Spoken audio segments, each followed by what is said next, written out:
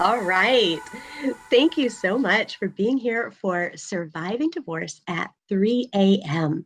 We've already heard from counselor Karen Iverson, who's talked to us a little bit about grief and understanding what to expect as we go through the stages of grief and giving ourselves the space to allow our emotions to do their thing so that, we actually make it through grief. Now, we're going to be talking all day long about different things that you can do right now as you are recovering from divorce, whether it was this year, last year, or simply sometime in your past and you still have some wounds in your heart. Or if you are a minister who wants to help your community get through that divorce process and actually find the healing of God. So we'll be talking all day. I'm going to go ahead and bring up our next guest, Kelli Ellis. Kelli Ellis has been on One Moment Wiser several times. So you've been listening to her lately talk about flipping your box and changing the places that you're stuck. She's going to talk to us today about finding our self-esteem again, reloading that. Hang on one second, I'll bring her right up.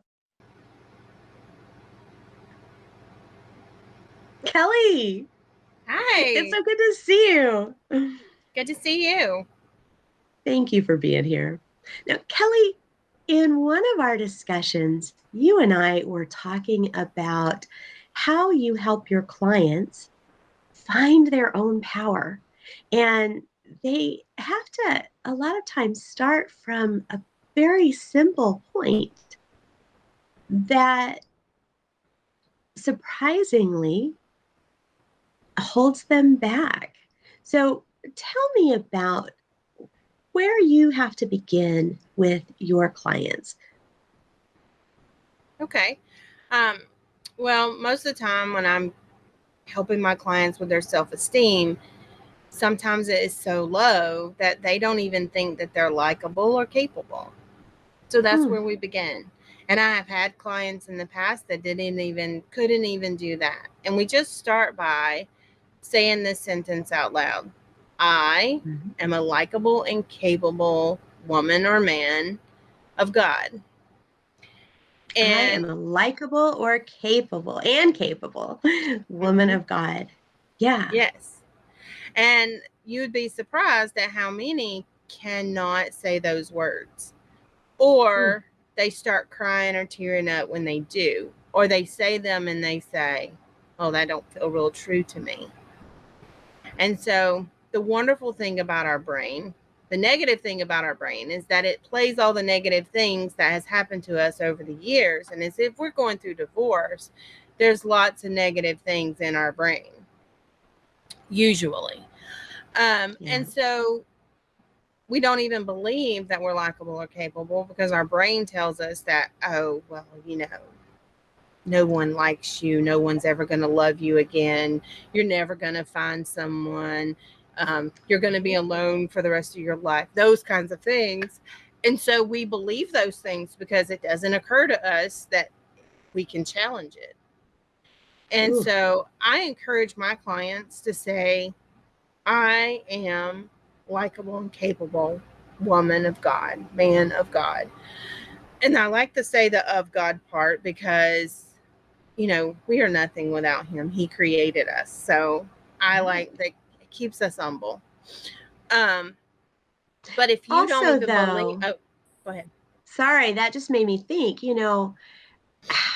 other people are fickle, right? Mm-hmm. So, I can my husband, right? He might go for a month really liking peanut butter sandwiches, and then all of a sudden he never wants a peanut butter sandwich again, right? Well, people are that way with people too. And if our likableness is based on whether other people will like us, well, that's pretty flaky ground to stand on. Right. So if we're likable and capable and a child of God, then that helps us to go, wait a minute, my creator made me this way for a reason and Right. adores me. Yeah. Right. Because if you don't believe you're likable and capable, right? What are you Yeah. telling God? What are you saying to God? If you don't even believe that you're likable, which is the ability to be liked, or Mm-hmm. capable, the ability to learn, Mm. what are we telling God? Yep. You made junk. God don't make junk. Unfortunately, people do that, but yeah, Yeah, he's right. but but God don't make junk. He No, he makes us doesn't. all. He created us all with a plan and a purpose, gifts and talents beyond our imagination, really. And so the thing about all the negative is that you have to replace it with positive, because Yeah. somebody can give you a compliment and you will discount it automatically. Somebody, And that's even that, awkward. yeah, but they'll say, "Oh, you look nice today," and in your head you're going, "Nah, I just pulled this out. My hair don't look good." And you name three things that's not good about you. Um, Mm. but that's just our natural instinct. That's just kind of what we do naturally when we're not living consciously. And Yeah. you have to live consciously, which means you have to say what is going to be what you're going to be. It says in the word that there is power in the tongue, that we can bring life to a situation or to someone, or we can bring death to someone or a situation. That's And when we're right. going through divorce, it's easy for us to think that, this is not going to get any better, that we're at our lowest, or, whatever. And Mm-hmm. it's so not true. We have to speak what we want into existence. And there's power in our tongue. And Yeah. so if we say, and this is what I tell my clients, every single day, I want you to look into the mirror, or every time you get your cell phone, I want you to turn it over like you're going to take a selfie. And I want you to Mm-hmm. say, I am a likable and capable woman of God, man of God. Yes. And you think in the beginning, when you first say it, you're going, oh my gosh, this woman is crazy. She doesn't know what she's talking about. This feels so weird, right? Mm-hmm. But by the end of the week, when they see me for this next session, I'm like, so how'd you do with your power statement? Because that's what I call it, a power statement. And It they're really like, is. believe it or not, I actually feel better. And I've started saying it to myself when I start feeling down. Like, even when I'm not Smart. looking in the mirror, I start telling myself, if I'm having a lot of anxiety or if I'm starting to feel depressed, I start saying, I am a likable and capable woman of God. And she's like, it That is makes smart. it makes a difference. And I said, yes, because our brain is malleable. And so if we start putting the positive in, then the positive comes out. And we don't have anything to worry about, and then you can switch it up. So I always tell them, okay, now that you're believing you're likable and capable, how has your life changed? So I want the audience to really think about that. I want you to say out loud to yourself, I am a likable and capable man or woman of God. And how does that I am a feel? likable or capable man or woman of God. Woman. How does that, yeah. Yeah. How does that feel when you say that? If it feels like it's not true, if it feels like it's, oh, I would like to believe that, but it's not Mm-hmm. true, then I want you to ask yourself, how would your life change today if you truly believe that you are a likable and capable person of God, Yes. right? Your life would completely change. You would be more confident. You would feel like you could accomplish things. You would understand that there are going to be somebody else out there for you, that there is going to be life after divorce, that there is going to be hope when it feels so hopeless, right? And then when you Yes. start believing that, you can even change it up and you can start saying, I am worthy to love again. I am worthy to be loved and treated kindly. So Mm. this sentence is forever, it can forever be changing as you grow in your confidence. But it starts with the very basic thing of the ability to be liked, and the ability to learn. And we all have that somewhere. We all have that ability. Because God created us and he don't make junk. Right. That's right. And honestly, we sometimes put so much weight on, well, this one person who knew me better than everybody Mm-hmm. ended up rejecting me like I was old cheese, right? And we put this weight on that. Well, they must know, therefore all my identity, all my worth was wrapped up in them. Well, no, honey, they were a person going through something. Right. And yes, we may have both done not our best, trying to do our best, but maybe we let some things slack, or maybe we did some things wrong that exacerbated whatever they were going through as a person. But their leaving isn't always about us. Sometimes we're just our broken heart is the result of what they were going through. Mm-hmm. And there are a whole lot of reasons divorce may happen, but we can't take that as a judgment on who we are. Now, Kelli, though, sometimes we do have to address where our own mistakes lie, right? So Yeah. that we can go from being likable and capable to being smarter and better than we were last time. Right. So, Right.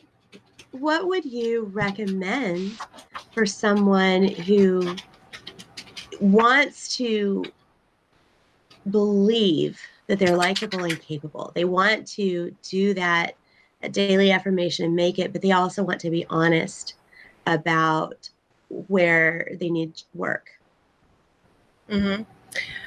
Well, um, typically I start with what are our self saboteurs? Our self Yeah. saboteurs are so important because self sabotaging behavior is actually coping skills we used when we were younger.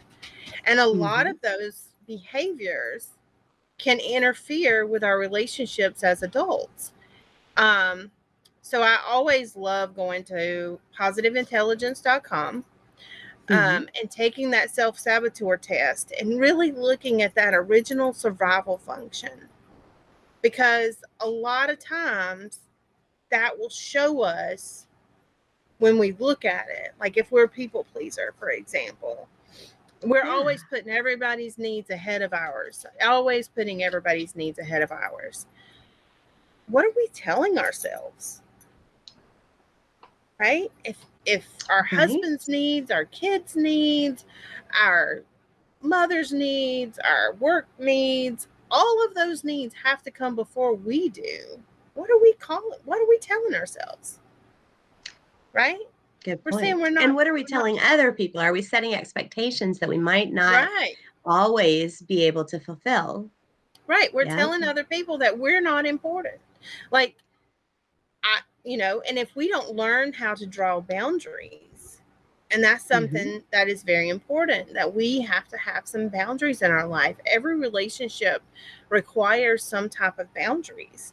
And so if we don't draw the boundaries, what does that leave us? Right? We're just doing and doing Right. for everybody else. And then we're giving out of an empty cup. Because in the adult world, in the kid world, that worked for us, right? Pleasing Mm. our parents, pleasing our teachers, doing everything that we could to be the perfect kid. All of that did great for us as a kid because it Mm-hmm. helped minimize whatever was going on. Um, but as an adult, it doesn't serve us very well. You know, We have to it doesn't. understand what we need and give Mm-hmm. ourselves the Yeah. space to Yeah, have what we need, the things that fill us. Oh man. absolutely. So you have brought up a couple of really important things in my personal growth. That knowing that I was likable and capable, no matter what I was seeing reflected in the people that I Mm-hmm. was looking to for affirmation, right? Because especially, I mean, it's enabled me to grow so much and do things like this actually, Right. because you cannot do something like Surviving Divorce at 3 a.m. or the One Moment Wiser, um, Right. or the bands that I've been in. You can't do that stuff if you get your worth from other people's affirmation. Right. I get excited by other people's affirmation. It feels good, but I have to get my worth from a different place. I have to get my worth from knowing God created me uniquely and gave me what He wanted for me to be able to accomplish the things He knew that would light me up, give me a sense of purpose and joy, Right. and build the world He wanted to see, right? So I have to draw my worth from Him while sharing with others. And so that likable and capable, boy, that's foundational. And then the being able to um, evaluate, what things do I need to change? What what was my contribution to the mess we ended up in? Mm-hmm. Being able to evaluate that from the eyes of God. God loves us. We're His kids. You don't look Right. at your kid and go, ah, boy, you made a real mess of that. You're a failure as a kid. Out with you, right? Right. You look at your kid and you go, woof, I am so sorry that you fell off that bike and skinned your knee. Maybe next time you need to tie your shoelaces before you get on your bike, right?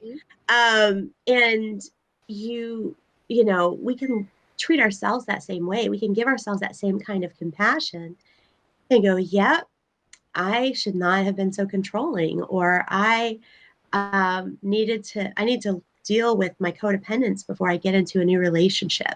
Yeah. Whatever the issue is, without judging ourselves, we can just, okay, we're going to tie our shoe before we get back on that bike. So Right. thank you. And it works so good to, reach out and talk to a therapist because they can dig deep and understand, you know, where it is that you need to improve and things that you may not even consciously be aware of. Yeah. Well, and just like those saboteurs that you gave us, if we look at, we go to a therapist or we take a test like the saboteurs and we realize where we think we're doing right, that we're actually hurting ourselves. Mm-hmm. Because we don't always, we do the things that we do because we think they're right, right? And Right. and sometimes we have to find out from other people that's not normal or that's not healthy.